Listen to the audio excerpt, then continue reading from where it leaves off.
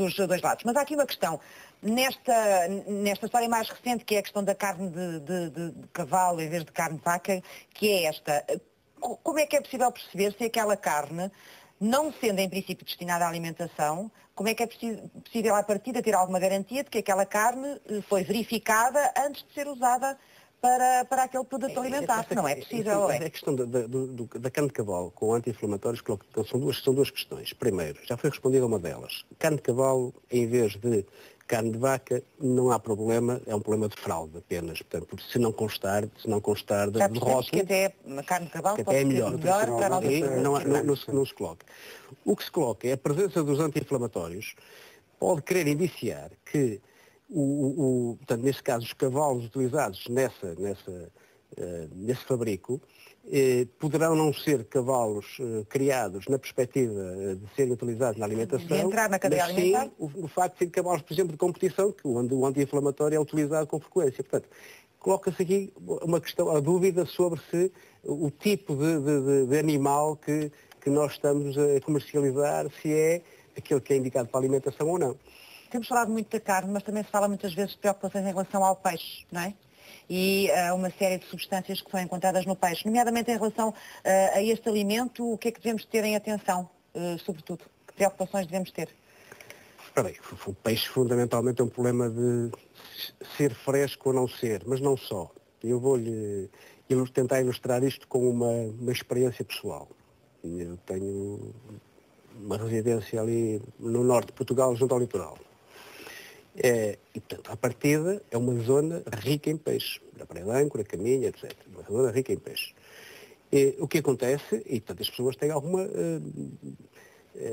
facilidade em o adquirir e, portanto, partem do princípio que esse peixe é peixe fresco e selvagem. Portanto, a selvagem, quando me refiro a selvagem, foi uma designação que eu encontrei lá num restaurante que me parece excelente. Porque o peixe pode ser fresco, mas pode ser da aquicultura ou pode ser do mar. Não é? Claro que nós daqui a uns anos vamos ter que nos habituar, a agricultura vai estar, raramente, se calhar, vamos ter possibilidade de comer o peixe sem ser da agricultura. Mas enquanto isso acontecer, enquanto for possível comer o peixe vindo diretamente do mar, pessoalmente, e penso que todos nós ainda o preferimos. Agora, o problema é que muitas vezes passa pela identificação. E curiosamente, é mais fácil comprar peixe nos supermercados, onde está identificado o valor do quilo, está identificado onde é que ele foi pescado, o nome e onde é que ele foi pescado. Não é? No Atlântico Norte, ou se é da agricultura, etc. Ou se é da Grécia, também que é um caso absolutamente inacreditável como é que nós importamos peixe da Grécia e da Espanha para consumir em Portugal. Portanto, é uma questão que tenho dificuldade em perceber. De qualquer maneira, é mais fácil fazê-lo, adquirir esses peixes no supermercado, do que os adquirir nos mercados municipais. Porquê? Perguntamos nós. Porque se calhar competiria às autoridades municipais o controle dessa venda desse peixe. Não seria difícil. Porque muitas vezes nós partimos do princípio que na zona litoral que só se consome peixe selvagem e isso não acontece de todo. Nós pagamos muitas vezes, a partir da altura começamos a distinguir facilmente entre o que é da agricultura e o que é selvagem e nós muitas vezes adquirimos pelo preço do peixe selvagem, peixe que é da agricultura. Mas peixe selvagem também não quer dizer no mar que não venha contaminado ou que não possa estar contaminado. Sim, também pode. Penso que também e há cada vez mais. Mas voltando um bocadinho atrás, e há aquelas questões que nos levaram a este ponto, ao ponto de partida que nos levou a esta discussão, quando há estas trocas nos produtos, cavalo em vez de vaca ou bacalhau à brás com outro peixe qualquer, não há aqui uma falha qualquer no controle destes alimentos? Do operador económico, naturalmente. Do operador económico, claro, apenas? Isso. Como é que se resolvem estas situações? Resolvem-se intensificando junto desses operadores o controle sempre que se detecta uma situação de inconformidade. Quer dizer, quando um operador económico dá sinais de que não está no sistema com a seriedade necessária, tem que ser mais controlado, com maior frequência, em função do risco que está em causa, e quando não cumpre mesmo, tem que ser excluído do sistema, não tem outra hipótese. Isso acontece com frequência ou não? Claro que acontece. Acontece com frequência. Estão a aumentar estes casos de fraude nos alimentos ou não? Pelo contrário. Estão a diminuir, Paula? Eu acho Quais que são os sim, dados até que porque, nos enfim, não tenho números. Agora, aquilo que é possível hoje, se calhar há 10 anos não era possível, ou seja, saber o que é que tenho, conseguir identificar ou associar, portanto, verificar se o que está no rótulo é o mesmo, é efetivamente aquilo que está no produto, só é possível, pelo menos assim, de uma forma generalizada, há relativamente pouco tempo. E, por outro lado, mais uma vez, eu penso que os distribuidores, as grandes superfícies, são elas próprias que vão procurar e garantir a certificação daquilo que estão a vender. Eu acho que uma forma de penalizar esses operadores menos responsáveis ou menos conscientes será serem colocados de lado pelo próprio consumidor. Pelo consumidor E pelos organismos responsáveis pelo seu registro, pela sua aprovação. Deixe-me voltar às metodologias, porque na questão da carne do cavalo há aqui uma questão muito interessante. Uma das empresas que foi visada na amostra, nesta história, na colheita, disse que, e tem razão quando diz isto, o matador onde são abatidos os cavalos e onde são abatidos os bovinos é o mesmo. A cadeia é a mesma. O operador é o mesmo. O manipulador, a pessoa que prepara a carne é a mesma. O talho onde ela é picada é a mesma. A máquina é a mesma. Como os métodos são muito sensíveis, particularmente aqueles que detectam o DNA, podemos estar o método de pesquisa e identificação da identidade do que lá está na carne, se é cavalo ou se é vaca, são muito sensíveis. Provavelmente nós estamos aqui perante dois fenómenos. Aquele fenómeno em que a contaminação é muito baixa, inferior a 1%, é uma contaminação acidental que não tem qualquer significado para a fraude. Não foi o operador económico que intencionalmente procurou ganhar dinheiro com a situação. Quando a taxa de incorporação ou de substituição da carne de vaca por carne de cavalo é superior a 5%, obviamente que aí há uma vantagem económica.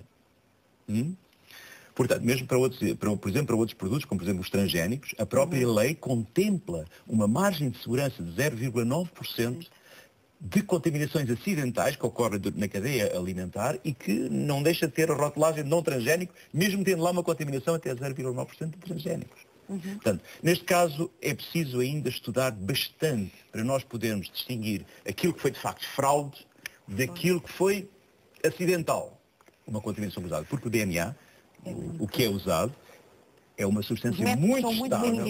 É um método muito sensível, o DNA é muito estável, aguenta os processos de esterilização das facas a 82 graus, ele só se desnatura a 120 graus. Portanto, aquela marca que fica, aquela impressão genética que fica, pode-se perpetuar ao longo da cadeia e não significar necessariamente que houve uma intenção dolosa por parte do... carne de... Mas, aliás, isso tem a ver com a taxa de incorporação, claramente. A recomendação da Comunidade Europeia é para só dar seguimento àqueles casos em que a contaminação é superior a 1%. Não é? Portanto, tudo o que seja inferior a 1% considera-se que foi contaminação acidental. O problema do vestígio inferior a 1%, o problema que nós colocamos é um problema de higiene. Portanto, a máquina de ralar a carne de vaca que depois incorpora carne de aves ou de porco.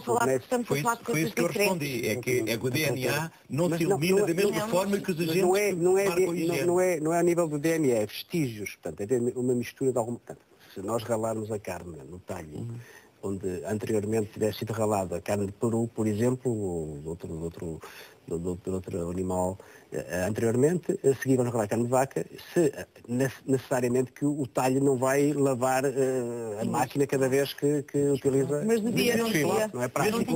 E até passo por água quente. Mesmo que lave e passe por água quente, o DNA é uma cola, é uma goma que fica lá colada. Mas os resíduos que lá ficam, depois coloca-se a questão de que o Ramos falava há pouco, que é de se há um determinado tempo para aquela carne ir para o frigorífico ou ser consumida, os resíduos que ali ficam na máquina São mais não darão muita mais saúde. antigos. Aqui o Sr. Professor penso que já deu a explicação que tem a ver com o facto de a técnica ser de tal maneira sensível que basta apenas a presença de poucas moléculas do ADN do outro animal. Claro, para Que acusar. a técnica vai amplificar de tal maneira essa sequência que é possível detectar a sua presença mesmo quando estamos a falar de coisas absolutamente vestigiais. E, portanto, na prática, o processo de higienização que levaria à destruição total de eventuais resíduos de ADN é muito mais exigente do que aquele que é necessário para controlar, do ponto de vista higiene-sanitário, a presença dos micro-organismos que normalmente contaminam a carne. E, portanto, o que dá a ideia é que é de facto possível a ocorrência de situações de contaminação acidental e esta situação pode eventualmente ser aproveitada por quem quer fazer fraude económica e, por isso, todas as técnicas que permitam quantificar de facto qual foi a taxa de incorporação da carne que supostamente não deveria estar presente naquele produto, é um processo que tem que de facto decorrer de maneira a se conseguir perceber quem é que teve a intenção de facto dolosa ou quem é que foi apenas vítima de uma situação de contaminação cruzada sem risco para a saúde do consumidor, desde que de facto o equipamento tenha sido higienizado ao ponto de garantir que do ponto de vista da contaminação microbiológica ela é reduzida ou está abaixo daquilo que é considerado seguro. E acrescentar mais alguma coisa, Paula? Não, eu acho que estávamos a falar de coisas diferentes. A contaminação no talho com diferentes espécies, porque se há talhos onde existem, por exemplo, 2 picadoras, uma onde é picada a carne de vaca e outra onde é picada a carne de porco, e não são sequer admitidas carnes de aves, há outros talhos onde é picada a carne de porco, é picada a carne de vaca, ainda nos perguntam se não querem um chouriçozinho lá misturado para fazer, não é? Exatamente. Portanto, Daí esta posição que pode parecer radical da DEC relativamente à carne picada, exatamente por isso, porque entendemos que esse controle é complicado de fazer e, portanto, nada melhor do que, no que diz respeito à questão da carne picada, procurar ou em casa, trazê-la em casa, ou então fazê-lo, mas com as garantias que aqui foram descritas. As refeições congeladas prontas a comer são cada vez mais procuradas pelos consumidores. São práticas e resolvem muitas vezes a falta de tempo também e são saborosas. Mas alguns estudos revelam que têm geralmente sal ou açúcar a mais, excessos que podem ter consequências na saúde. A Sociedade Civil perguntou à Fundação Professor Fernando Pádua que efeitos estes excessos podem ter e como os evitar. O médico cardiologista Fernando de Pádua é conhecido pelas suas recomendações e conselhos para uma vida saudável. No que diz respeito à utilização do sal, este médico acredita que a população portuguesa tem evoluído de forma positiva, mas ainda há comportamentos por mudar. Hoje estamos todos convictos que conseguimos fazer a comida sem sal, mas ao querer pô-la saborosa, em vez de pôr as ervas aromáticas, pomos há muito tempo um molhinho, uma coisa assim. É possível, e tem sido possível, reduzir a quantidade de sal do presunto, ou dos enchidos, etc. Pode fazer um aviso especial, isto é especialmente importante. Nós temos muita população portuguesa que é de cor, ou muito relação com Angola e Moçambique, e precisamos disseminar esta mensagem, porque nas pessoas de raça negra o problema é muito mais grave, porque eles congenitamente retêm sal. Vivem em sítios muito ricos de calor, de suor, onde se perde sal e, portanto, o seu organismo, eles sobreviveram porque o seu organismo retém o sal. Quando agora lhes damos o sal português e o bacalhau e eu não sei o que mais, eles têm, e então a sua hipertensão é muito mais grave. Ao confeccionar refeições em casa, o controle do sal é feito por cada pessoa individualmente. Mas quando vai a um restaurante ou quando compra refeições já prontas, deixa de controlar a quantidade de sal que põe na comida. Fora de casa deve ter muito cuidado, não só com a alimentação. A atitude militante, mas correta, é recusar um prato que seja salgado. E nós andamos a tentar sensibilizar os restaurantes, mas o problema não é sensibilizar o restaurante, o problema é sensibilizar a cozinheira que está lá dentro. Estudos da defesa do consumidor indicam que produtos como as sopas instantâneas e as refeições pré-preparadas têm excesso de sal. Mas, de acordo com Fernando de Pádua, este problema começa muito antes de essas refeições chegarem à mesa. Muitas vezes, antes do abatimento da vaca, se lhe dá alimentos mais salgados. Porque a vaca mete água para dentro, absorve, tem mais peso e nós, afinal, quando compramos 1 kg de carne de vaca, estamos a comprar 900 gramas e os outros são 100 gramas de água. Fernando de Pádua afirma que os portugueses ingerem 15 a 25 gramas de sal por dia, quando esse valor não devia